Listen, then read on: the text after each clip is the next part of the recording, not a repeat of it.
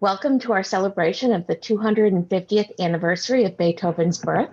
This program is made possible with funds from the Decentralization Program, a re-grant program of the New York State Council on the Arts, with the support of Governor Andrew M. Cuomo and the New York State Legislature, and administered by the Huntington Arts Council. We're delighted to have with us on Zoom soprano Helene Williams. Hello. Pianist Leonard Lehrman. Hello. Along with the Dakule Trio, violinist Daniel Hyman. Daniel Hyman, nice to meet you. Sorry about that. Cellist Joshua Epstein. Hello. And Leonard. The trio is performing tonight in memory of the trio's first cellist, Kurt Behnke, who died of COVID-19 this past March. This past Sunday, the program was presented in its entirety and is now watchable on YouTube. Someone will put the link up in the chat. We're going to sample just a few pieces tonight to give our artists more time to talk and answer questions. And now, here's Leonard Lehrman to introduce the program. Thank you, Tara. Thank you, Janine, and thank you, Tom, and thank you, Edie Kalkstein and the Long Beach Library, with whom we've enjoyed such a long and warm relationship over the past 16 years. Except for one piece by Mozart from 1791, all the music you'll hear tonight was written by Ludwig van Beethoven in a 20-year period from 1795 to 1815. We begin with his trio number 1, opus 1, number 1. Though this was by no means his very first composition, only the first one he considered mature enough and published when he was already 25. His model, Wolfgang Amadeus Mozart, whom he played for and may have taken a few lessons with, had been dead for 4 years, and Beethoven was just finishing up his studies with his long-term teacher, Franz Joseph Haydn. You can hear all four movements of this piece recorded by the Dakule Trio on YouTube. You can go to the URL that will be listed in the chat. But we're playing only the first movement today. So here it is, Allegro.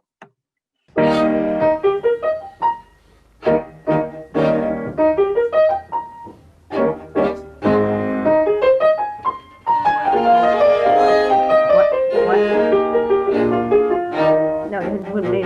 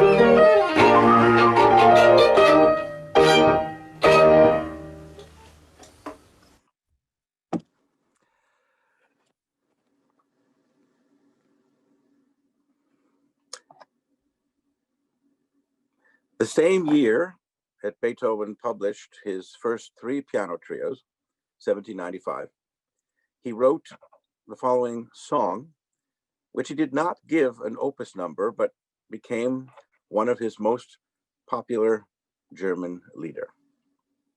This is to a text by Carl Friedrich Wilhelm Herosse.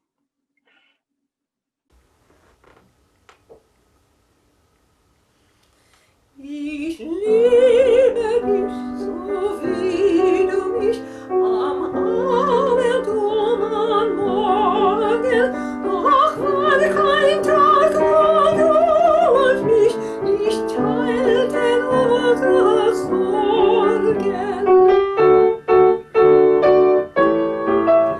Doch waren sie für dich und mich geteilt leicht zu ertragen. Du tröstetest im Kummer mich, ich wein in deine Klagen, in deiner Klagen.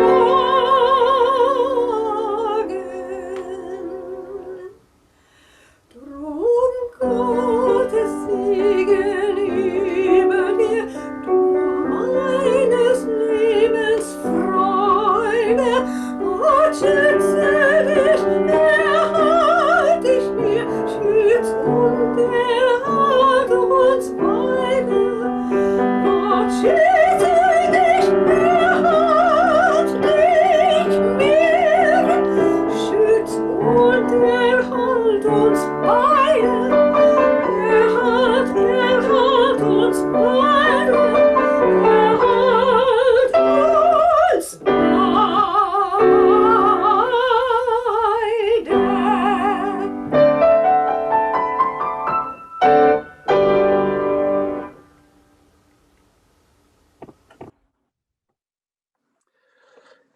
The Magic Flute was Beethoven's favorite Mozart opera, and he wrote 3 sets of variations on themes from it, 2 in 1796, and this set of 7 in 1801.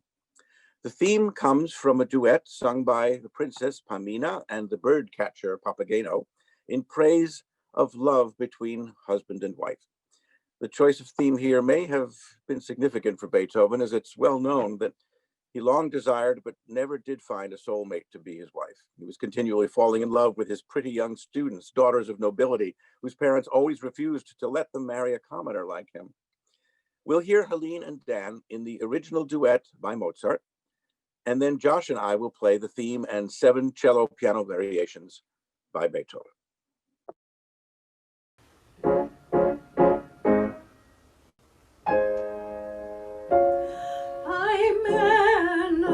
Welcher Liebe fühlen, will doch mein gutes Herzen nicht.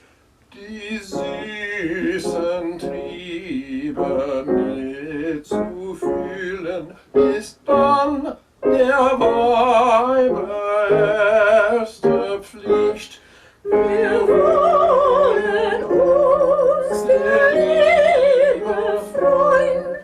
Wir leben durch die Liebe allein. Wir leben durch die Liebe allein.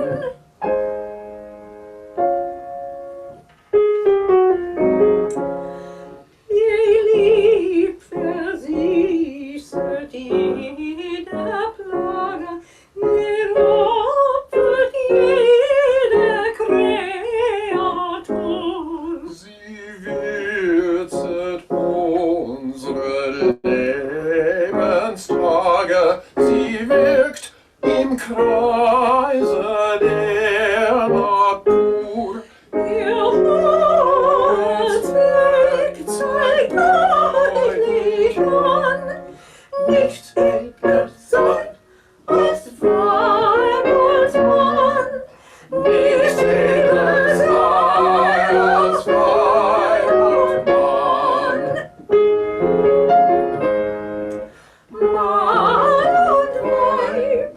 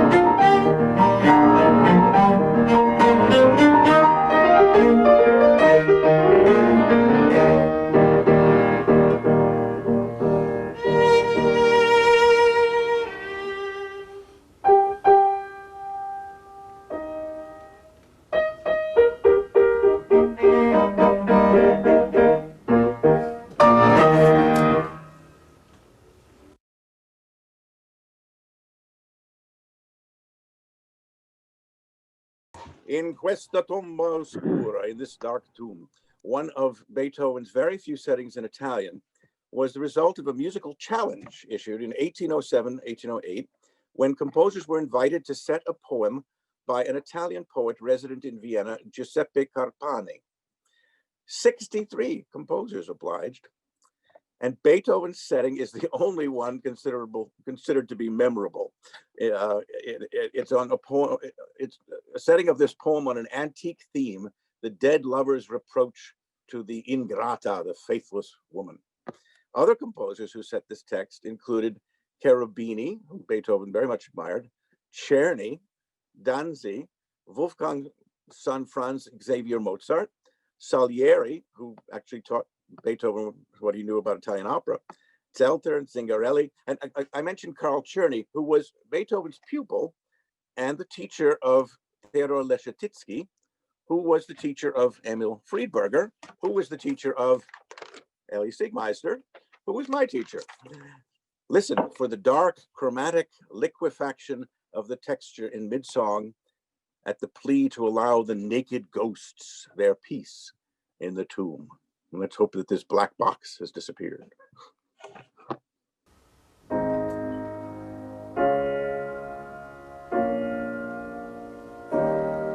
In questa tomba oscura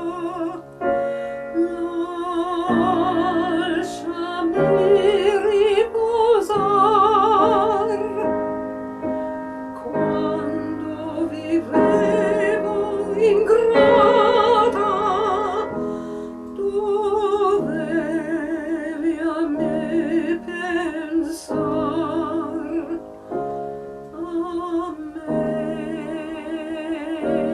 pensar.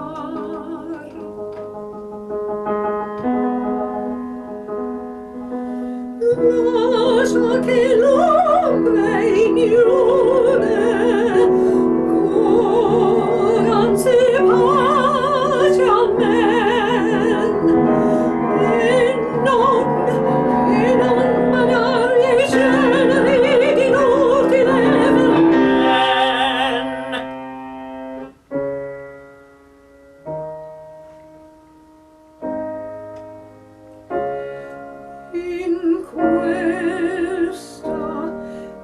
In questa tomba oscura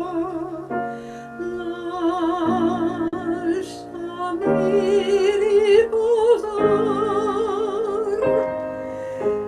quando vivevo ingrata dovevi a me pensar a me pensar ingrata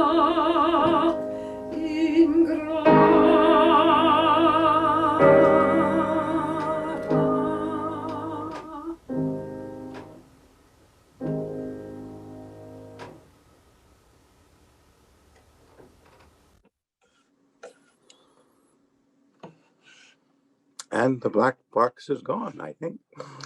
Very nice. Beethoven wrote 10 sonatas for piano and violin.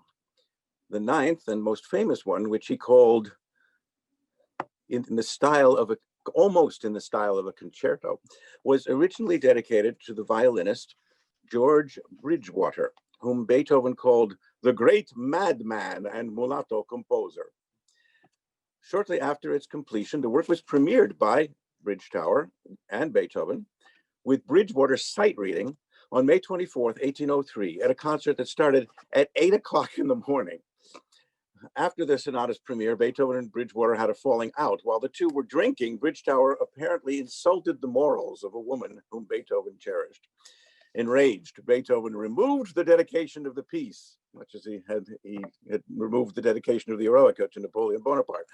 He rededicated this sonata instead to Rudolf Kreutzer, who was considered the finest violinist of the day, but who hated the piece and never performed it.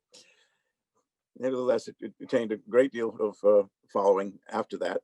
And Leo Tolstoy wrote a novella called The Kreutzer Sonata, which was inspired by Beethoven's work. It depicts a jealous homicidal rage on the part of a husband whose wife accompanies a violinist and then commits adultery with him. The story argues in favor of abstinence. Theodore Roosevelt called Tolstoy a moral pervert, and the book was censored for a while, which of course only increased its popularity once the censorship was lifted. It inspired paintings like this one. Do I have it upside down? Yes, I do. Who do I think I am, Donald Trump? No, here we go. That's the painting. And not Napoleon Bonaparte either.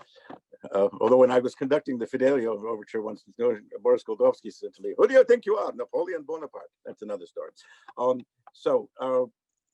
The sonata has inspired paintings, plays, including one in Yiddish, ballets, string quartets from Utah to New York to Moravia to Holland to Adelaide, also known as Adelaide, Australia.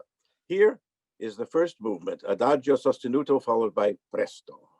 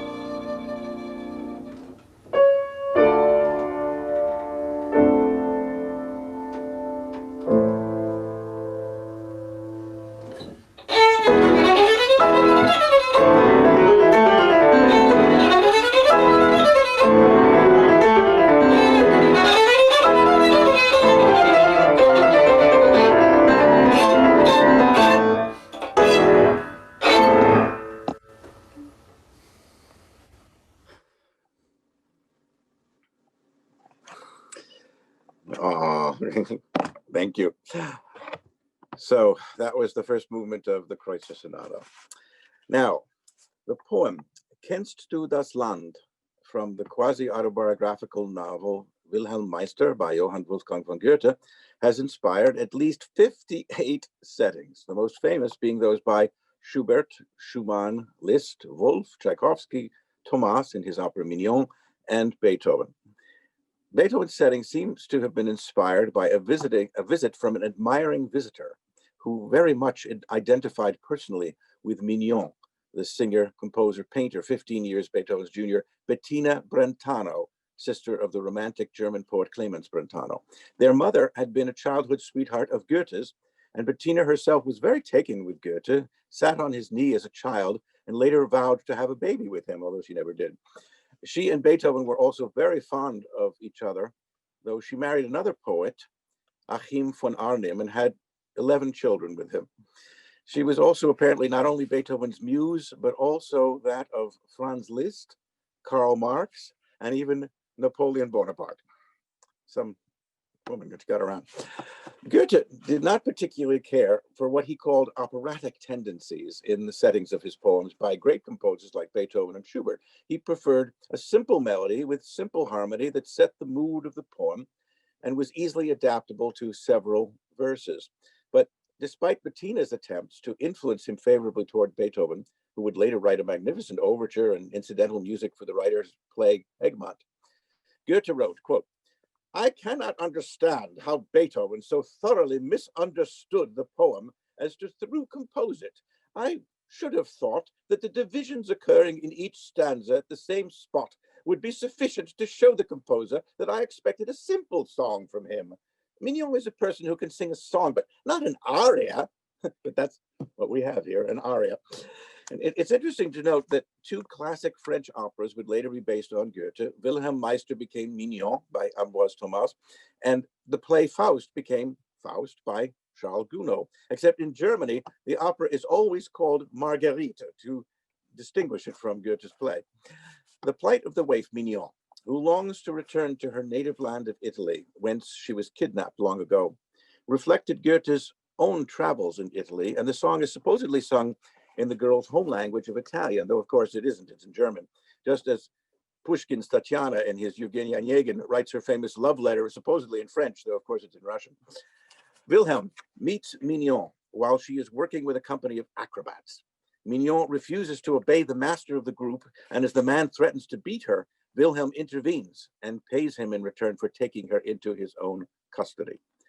Mignon is so grateful, she adopts Wilhelm as her father and protector and sings this song to him, accompanied on a zither by a mysterious harp player who later turns out to be her actual father.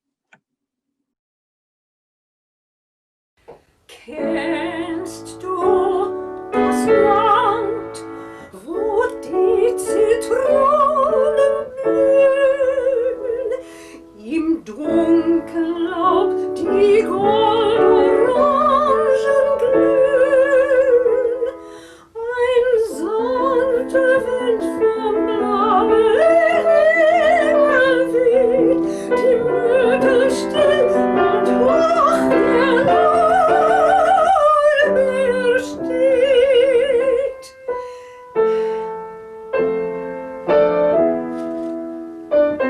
Kennst du es wohl? Dahin möcht ich mit mir einmal gehen.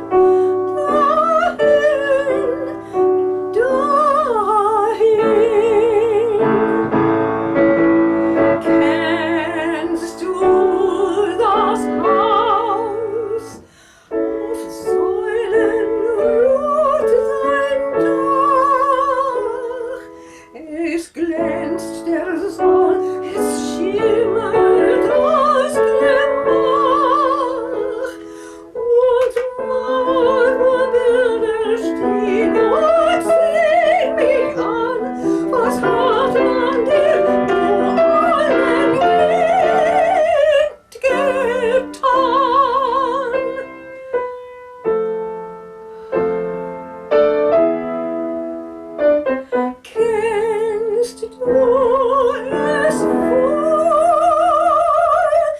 Dahin mich ich mit dir meinen schönsten ziehen. Dahin mich ich mit dir meinen schönsten ziehen. Dahin,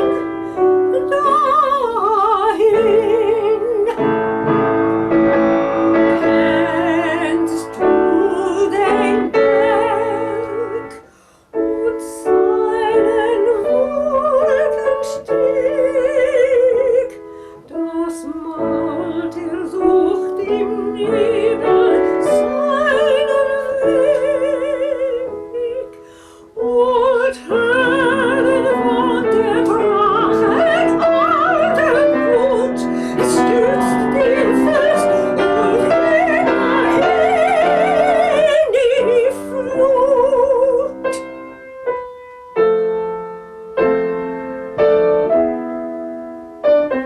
Kennst du ihn wohl?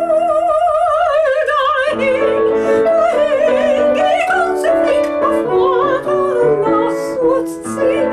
Dahin geht unser Weg auf Vater, lass uns ziehen. Dahin, lass uns ziehen.